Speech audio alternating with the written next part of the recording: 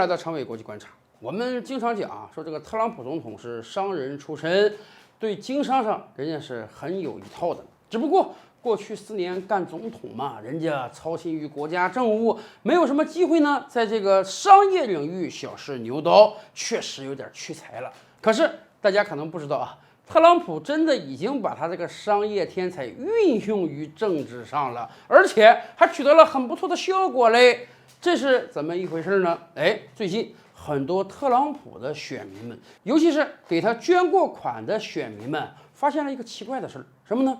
我以前给特朗普团队捐过一次钱，比如说捐了300美元、500美元，从我这个信用卡或者账户中扣除的，我就捐了一次而已啊。可是过去几个月，几乎每个月一到日子，我就会被扣个300、500美元，好像我又捐了一次钱。这个事儿已经连续很长时间了。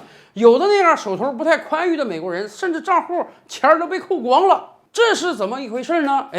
这个事情多了之后，大家就起来反应了。媒体经过调查，最终揭开了秘密，这就是特朗普团队故意为之的。咱们知道，美国总统竞选那是打什么？打资金呐！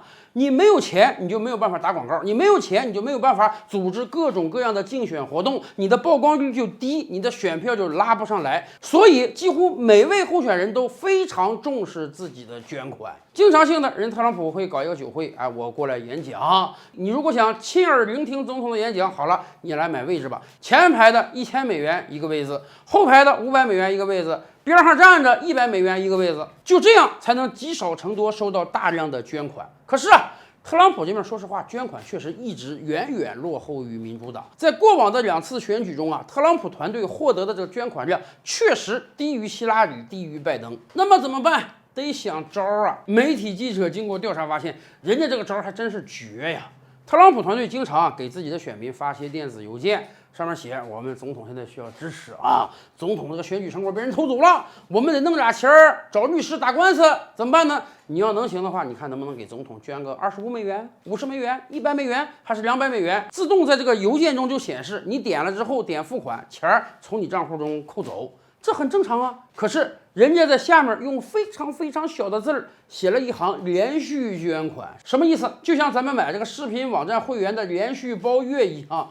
第1个月19块钱一个月你点了之后，以后每个月自动从你账户扣19块钱。以往很多人不懂什么叫连续包月，以为就买1个月而已，结果月月被人扣钱。特朗普团队这次更狠啊，人家搞了个月月连续捐款，而且字儿写的特别小，你不注意根本看不清楚。很多特朗普的捐款者没注意这个事儿啊，人家觉得好，我捐给特朗普100美元吧，就当我表示一下对他的支持。没想到从这一次开始，每个月人家都会扣走你100美元，数量有多少？据美国媒体调查，这种连续包月的捐款，至少让特朗普团队额外获得了超过1个亿的捐款。这个事儿爆出来之后，支持者不干了啊！这不是拿我们当傻子耍吗？我们都发自内心的拥护特朗普了，给他捐款了，结果他还要骗我们这些铁粉。